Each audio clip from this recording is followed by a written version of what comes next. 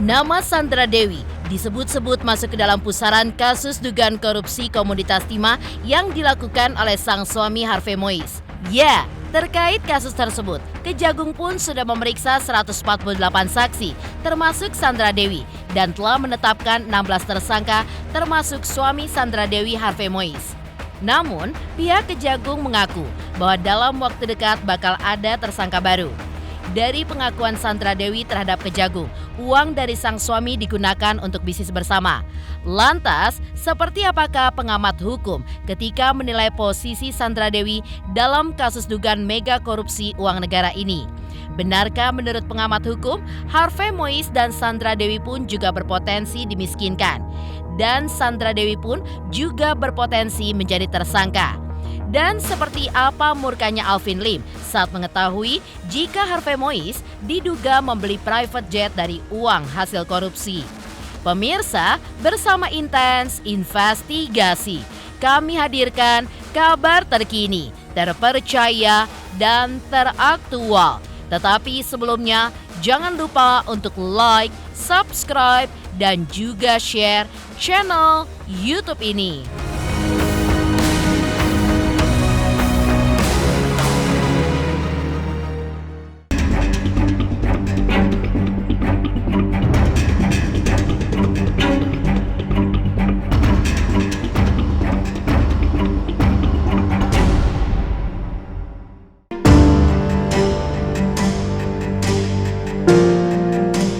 Suami Sandra Dewi, Harvey Mois, telah ditetapkan sebagai tersangka dan langsung ditahan oleh Kejaksaan Agung pada Rabu 27 Maret 2024 dalam kasus korupsi komoditas timah.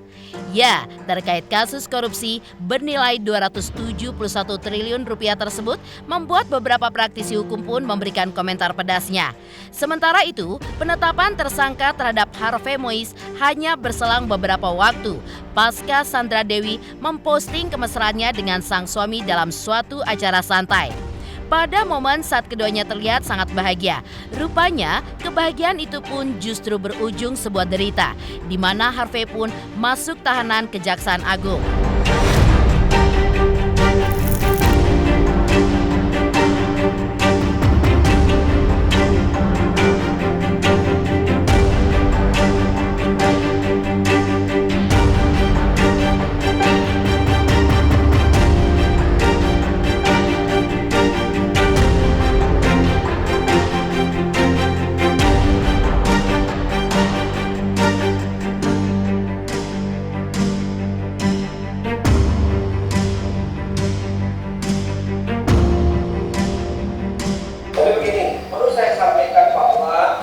Sampai saat ini Kejaksaan Agung sudah memeriksa 148 saksi, dan hari ini juga ada saksi yang diperiksa namun belum kami rilis, ya, ini sore kami rilis. Kemudian sudah menetapkan 16 tersangka di perkara komoditas timah 2015 sampai 2022. Nah, itu perkembangannya, ya. Dan kita akan terus melakukan satu upaya pemeriksaan, baik saksi-saksi yang sudah kita periksa dalam tahap pendalaman dan saksi-saksi lain yang memungkinkan terlibat dalam perkara ini. Tersangka-tersangka ini, ya, sebagian ditahan di rutan Kejaksaan Agung cabang Salemba, ya, dan ada juga kita tahan di beberapa kejaksaan negeri yang ada di Jakarta. Ada Jakarta Pusat, Jakarta Selatan, dan juga di seluruh yang ada di Jakarta. Karena tidak boleh antar para tersangka ini melakukan komunikasi di dalam penjara, dalam rumah tangga. Berarti berbeda-beda. Sedangkan keterlibatan daripada tersangka M ini adalah 2018 dan 2019. Yang khusus untuk HM yang kita tahan kemarin itu, ya, beberapa modus operandinya adalah mereka mengumpulkan para penambang ilegal di lahannya milik PT Timah, ya. Kemudian mereka berusaha juga menghubungi beberapa PT yang punya smelter, ya, untuk yang tadi, yang ilegal tadi untuk menyewa smelter dan menyewa peralatan. Nah, dari kegiatan tersebut mereka mengumpulkan sejumlah uang, ya, yang nantinya digunakan untuk CSR, ya kan? Nah, tetapi setelah kita deteksi uang-uang tersebut digunakan saat pribadi, sehingga memang perkara yang terkait dengan HM ini ada benang merahnya dengan HM yang kita tahan 2 hari yang lalu, ya, tersangka yang ke-15. Ya, jadi uang sebagian mereka yang memanfaatkan, sebagian diserahkan kepada HM, dan untuk kepentingan CSR ternyata HM juga menggunakan untuk kepentingan usaha dalam hal ini manajemen.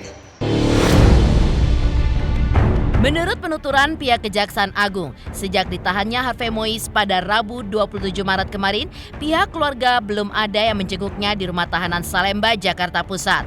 Lantas benarkah Sandra Dewi pun juga telah diperiksa oleh penyidik dari Kejaksaan Agung? Berarti pihak keluarga belum ada kunjungan nih Pak ya untuk menemui. Ya untuk saat ini kan belum, karena kan baru tahan kemarin. Istri dari HM bakal diperiksa Pak? Dan HM ini. HM dan HM saya bisa bilang itu ada hubungan kerjasama dan ada benang merahnya, ya. Mereka sama-sama tadi memungut uang untuk kepentingan CSR, tetapi fakta di lapangan adalah uang-uang tersebut tidak digunakan untuk kepentingan bisnis dan usahanya, dan sebagian digunakan untuk kepentingan. Selain itu, ditelisik oleh salah satu pengamat hukum, jika dugaan korupsi komoditas timah melalui tambang liar di Bangka Belitung yang disangkakan kepada Harvey Mois bisa membuat Sandra Dewi pun juga berpotensi menjadi tersangka. Lantas, apa alasan dibalik argumentasi pengamat hukum bahwa Sandra Dewi pun juga berpotensi menjadi tersangka? Memang setiap tindakan atau perbuatan yang ada menimbulkan kerugian negara, jadi kata kuncinya ada menimbulkan kerugian negara, itu memang pasti akan dikenai pasal korupsi ya. Dan kalau kita lihat pasal yang ditetapkan oleh Kejaksaan Agung kepada para pelaku yang terkait dengan masalah adanya penyimpangan dalam komoditi timah ini, itu pasal 2, pasal 3, juntonya ke pasal 18 kalau nggak salah ya. Nah, jadi memang kalau pasal 2 itu kan adalah perbuatan melawan hukum ya, yang akhirnya menimbulkan kerugian negara, ya, memperkaya diri sendiri, memperkaya orang lain, korporasi yang menimbulkan kerugian negara. Kalau pasal 18 itu terkait dengan masalah uang pengganti. Jadi memang setiap kerugian negara itu memang itu harus ada uang pengganti yang menutupi setiap kerugian yang dialami oleh negara tersebut. Diambil dari kekayaan ya, dari kekayaan para tersangka ini ketika sudah ada putusan yang memiliki kekuatan hukum yang tetap. Dan tentu kekayaan yang diambil itu senilai dengan kerugian yang dialami oleh negara. Ini kan pasti akan ditelusuri nih. Ya, alur keuangan ini pasti akan ditelusuri, ya. Baik masuk dan keluarnya ini pasti akan ditelusuri. Jadi kalau memang misalnya diketemukan ada indikasi pelaku-pelaku ini yang sekarang sudah menjadi tersangka ini mencoba untuk mengaburkan, menempatkan, menghibahkan yang tujuannya adalah untuk mengaburkan asal-usul nilai kekayaan tersebut, dan kemudian setelah tersangka dinyatakan bersalah, inkrah, dan kemudian dari alur itu orang-orang yang diminta untuk menempatkan, mengaburkan, ya, apakah itu istri atau siapapun diperiksa, dan memang akhirnya pihak penyidik memiliki keyakinan dan 2 alat bukti yang cukup, ya tidak menutup kemungkinan ini akan berlanjut ke TPPU-nya, dan tidak menutup kemungkinan orang-orang yang terlibat dengan tindak kejahatan tersebut, siapapun itu orangnya, ya termasuk istri, ya pasti bisa dikenai pidana. Kalau masalah penyitaan ya sudah pasti ya. Jadi artinya kalau proses hukumnya berjalan sampai pada suatu keputusan yang memiliki kekuatan hukum yang tetap bahwa terjadi tindakan pidana korupsi yang menimbulkan kerugian negara, maka pasti selain hukuman badan ada penyitaan atas aset-aset dari pelaku ini atau dari tersangka ini yang diambil, ya, disita, diambil untuk menutupi kerugian negara tersebut. Nah, apakah keluarganya itu bisa terseret apa tidak terseret? Ini juga kembali tergantung dalam proses perkara itu, dalam proses persidangan itu, dalam proses pemeriksaan perkara tersebut itu, ada nggak indikasi tindak pidana pencucian uang? Ya, ada nggak usaha untuk mengaburkan asal-usul atau mencuci uang hasil kejahatan itu yang melibatkan keluarga, ya?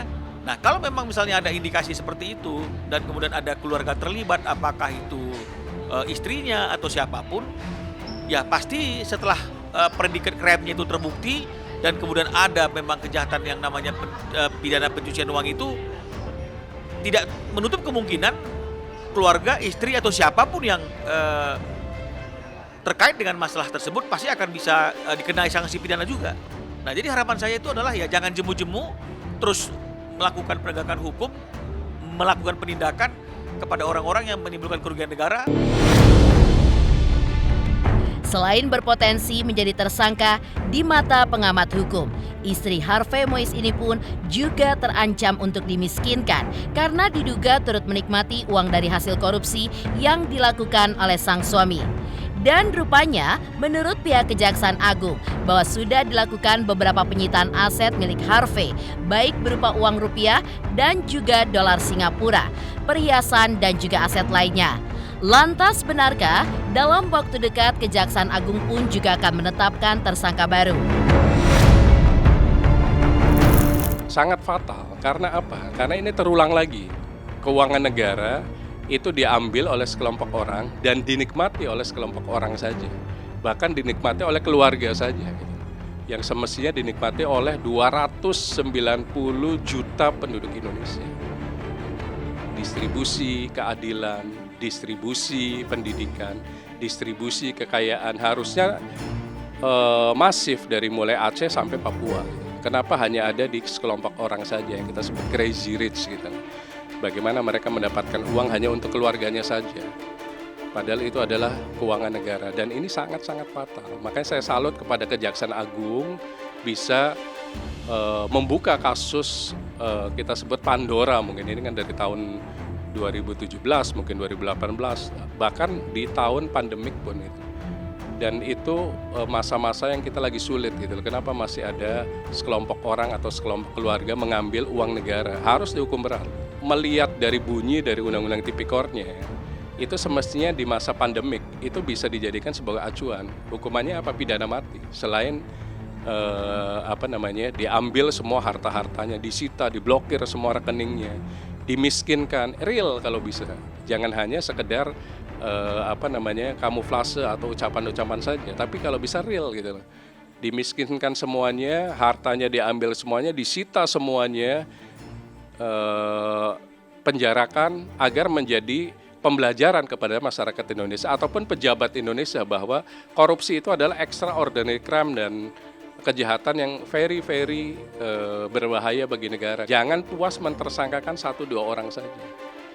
Penyidik harus dikembangkan kasus ini sampai ke penerima yang pasif manapun, mau itu istri, keluarga dan lain-lain.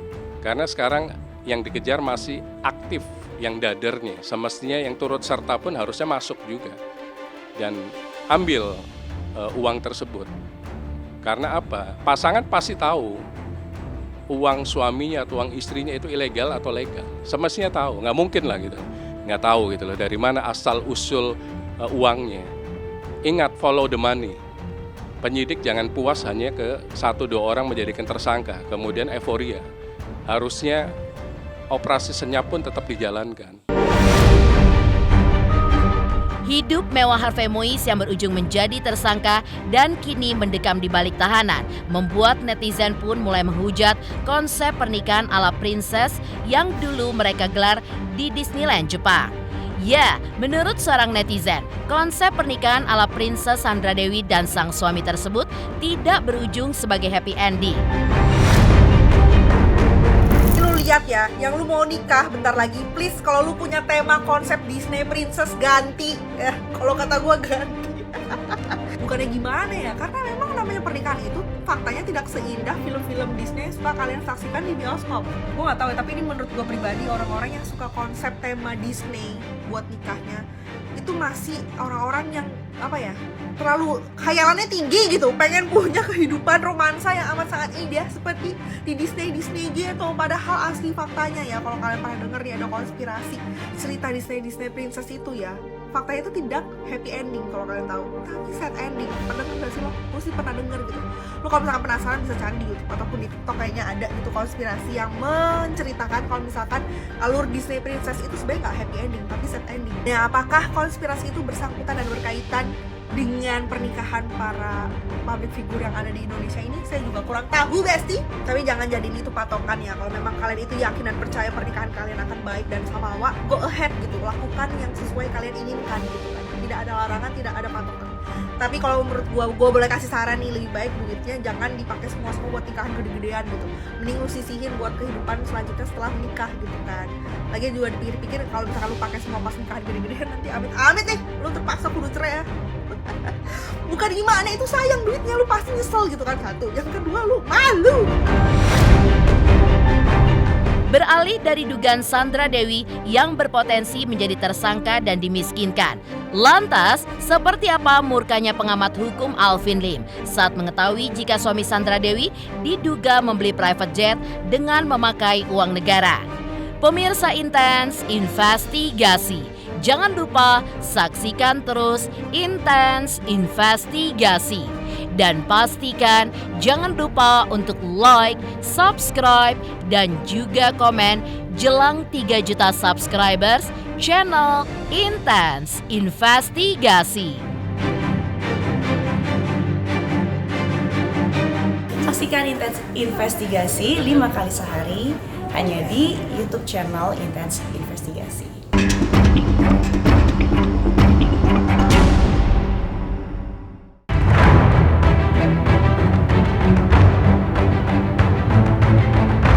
Praktisi hukum Alvin Lim juga mengatakan jika dirinya sebagai warga negara tidak terima saat mengetahui suami Sandra Dewi Harvey Mois bisa membeli pesawat jet pribadi dari hasil korupsi komoditas timah. Ya, seperti diungkap oleh pihak Kejaksaan Agung bahwa kerugian negara dari dugaan tindak korupsi tersebut diperkirakan mencapai 271 triliun rupiah.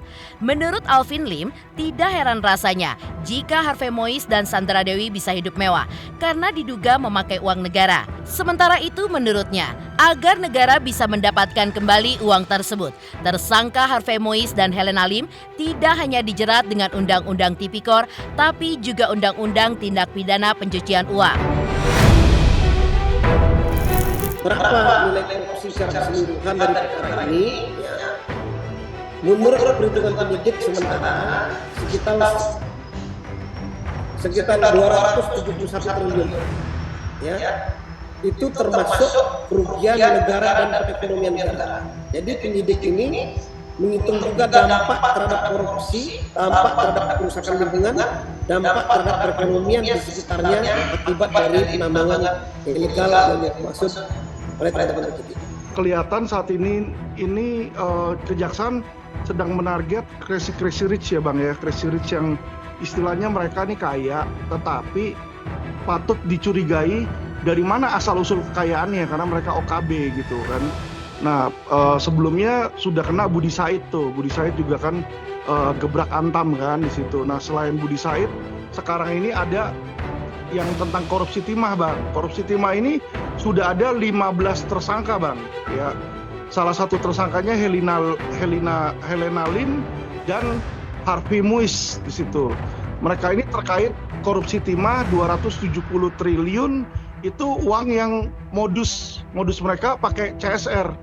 Jadi seolah-olah uang itu untuk community service, tapi ternyata uang itu bukan community service, dipakai untuk kepentingan mereka sendiri Bang.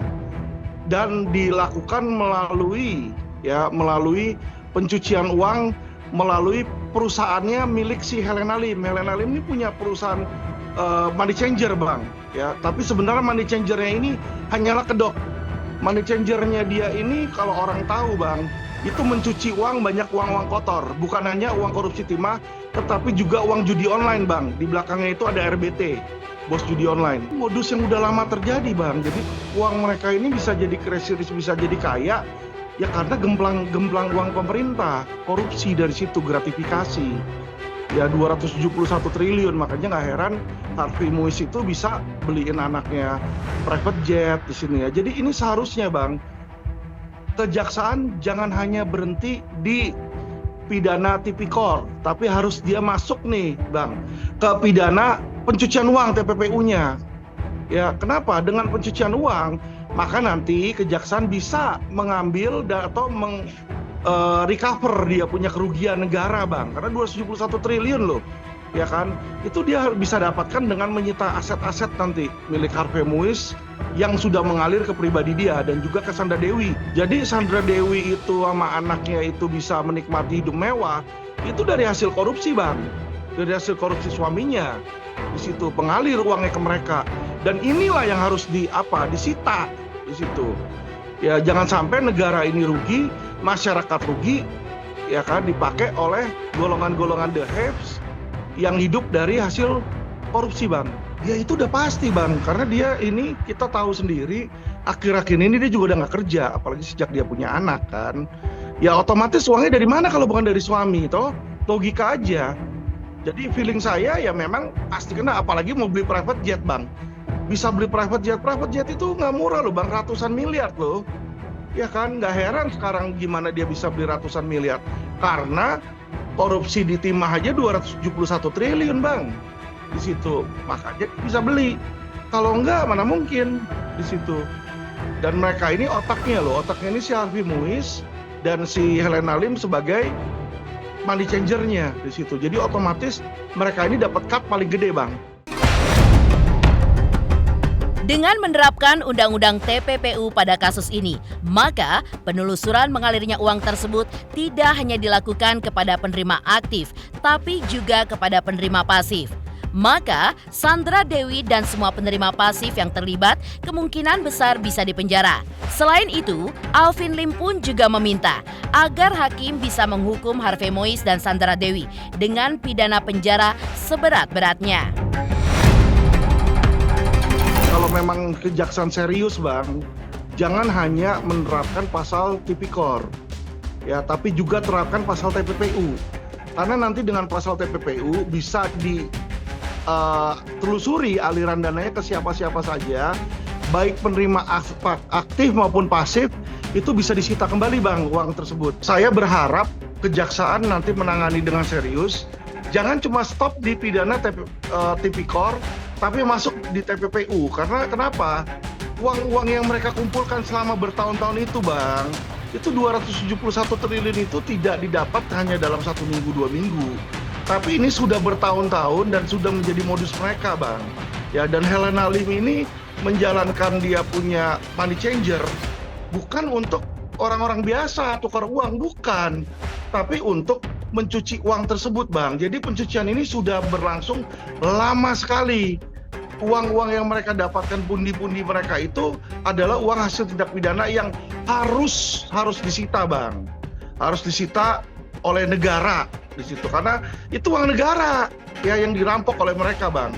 Jadi kalau tipikor itu ya dia ancaman terendahnya 1 tahun, ancaman tertingginya bisa seumur hidup, Bang. Bisa diancam seumur hidup di situ. Kalau pencucian uang minimumnya 5 tahun, maksimalnya 20 tahun ancaman pidananya. Kalau menurut saya ini mereka harus diadili 2 kali.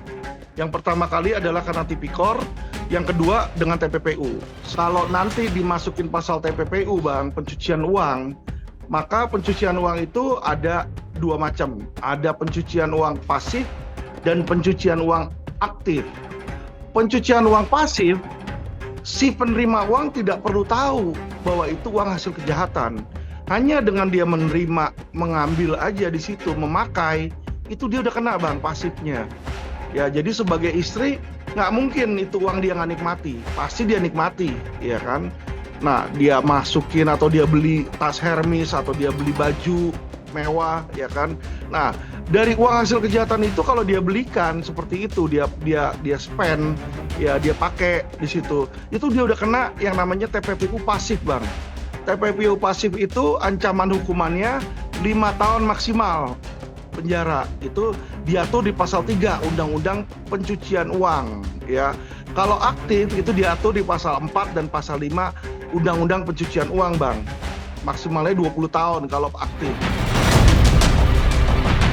Menepi dari amarah pengamat hukum Alvin Lim saat mengetahui jika suami Sandra Dewi diduga membeli private jet dari uang negara. Lantas, seperti apakah tanggapan masyarakat atas kasus korupsi yang diduga dilakukan suami Sandra Dewi dan juga Helena Lim? Pemirsa Intens Investigasi, Jangan lupa saksikan terus Intens Investigasi. Dan pastikan jangan lupa untuk like, subscribe, share, dan komen jelang 3 juta subscribers channel Intens Investigasi.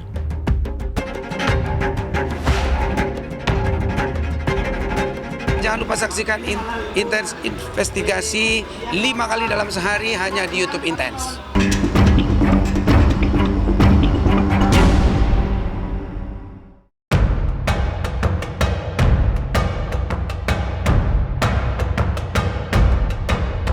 Publik tidak menyangka jika suami Sandra Dewi diduga melakukan korupsi komoditas timah yang sudah merugikan negara hingga triliunan rupiah. Di mana kini Harvey Mois pun sudah ditetapkan sebagai tersangka dan ditahan oleh Kejaksaan Agung di Rutan Salemba, Jakarta Pusat. Mereka pun mengaku terkejut karena apa yang mereka duga selama ini justru berbeda dengan kenyataan. Masyarakat pun juga berharap agar kasus tersebut diusut tuntas dan apabila terbukti suami Sandra Dewi melakukan korupsi harus dihukum dan juga dimiskinkan sebagai efek jerak. Kalau saya melihat ya, sosok Sandra Dewi sama suaminya itu adalah pasangan yang sangat romantis ya. Pasangan yang sangat romantis, terus pasangan yang sangat harmonis, terus ya cuman kalau saya pribadi tadinya bersyukur dalam arti Sandra Dewi bisa mendapat pasangan udah muda, ganteng, kaya raya kan kayak gitu ya. Jadi kalau misalkan dulu juga teman saya baik di Sadelia kan juga sama nasibnya kayak gitu kan, teman-teman yang lain lah. Kalau saya selalu berpikir mendoakan gak ada semua manusia yang punya masalah. Jadi Allah cepat sekali mengembalikan hartanya manusia gitu. Jadi kalau saya tidak boleh mengejudge, tidak boleh ikut-ikutan ngomong yang negatif karena masalah kita tidak tahu akan nempel kepada siapa, akan jatuh kepada siapa, ya kan? Ya biarkan aja. Beliau kaya raya, berarti sekarang masyarakat tahu kan, maksudnya ternyata hasilnya dari hasil ini kayak gitu. Ya kita doakan aja yang terbaik, mudah-mudahan kasusnya cepat selesai dan nanti setelah sadar semoga hasil kekayaannya bisa dibagikan kepada kaum duafa yang membutuhkan. Ya pagi-pagi sudah dapat berita yang mengagetkan gitu. Ada suami artis yang awalnya sama netizen dipuja-puja, bahkan ada yang mengiri-irikan, ternyata kena kasus yang cukup menghebohkan gitu, membuat shock seluruh Indonesia gitu. Ya kalau aku bilang sih kita nggak pernah tahu ya ujian yang diberikan Tuhan kepada seseorang itu seperti apa dan diberikan kepada siapa. Mungkin ini adalah ujian bagi Sandra Dewi, suaminya kena kasus seperti ini gitu. Tapi kalau pelajaran yang saya petik di sini adalah ketika ketika kita punya sesuatu yang tidak sama dengan orang rata-rata. Artinya kan beliau hidupnya mewah gitu. Jangan terlalu diekspos gitu, jangan terlalu di posting-posting yang membuat orang-orang iri gitu ya. Kita nggak tahu juga, mungkin ada juga orang-orang yang iri kemudian mendoakan terjadi sesuatu dan ternyata terungkap memang ada masalah dengan suaminya. Kita nggak tahu juga gitu. Aku sih nggak terlalu menjudge bahwa gaya hidupnya kok memang banget dari mana nih. Aku orangnya bukan orang kepo gitu, nggak seperti netizen Indonesia pada umumnya gitu. Aku kalau melihat ada orang yang gaya hidupnya sangat mewah gitu ya dia bergaya hidup begitu karena dia memang punya gitu. Mau bilang apa ya terserah mereka aja gitu. Aku nggak pernah mana sih duitnya, itu urusan dia gitu. Kalaupun uangnya dari sesuatu yang bukan haknya, pasti akan ada perhitungannya kok di belakang nanti gitu. Jadi intinya jangan iri lah kalau ada orang yang hidupnya mewah banget. Syukur aja dengan apa yang kita miliki, itu aja sih. Kaget lah, pasti kan kita bertanya-tanya. Bisa hidup mewah, bisa pergi ke sana sini, apalagi punya pesawat jet pribadi kan. Itu juga terheran-heran juga. Kita juga yang lihatnya kok bisa gitu. Ya mungkin kalau dia dari hasil kerja keras sendiri sih nggak apa-apa kalau kita punya usaha. Tapi kan ini kan sudah terbongkar kan. Dia terseret kasus korupsi gitu. Yang harus sudah. Pemirsa Intens Investigasi, jangan lupa Saksikan terus Intens Investigasi. Dan pastikan jangan lupa untuk like, subscribe, share, dan komen. Jelang 3 juta subscribers, channel Intens Investigasi.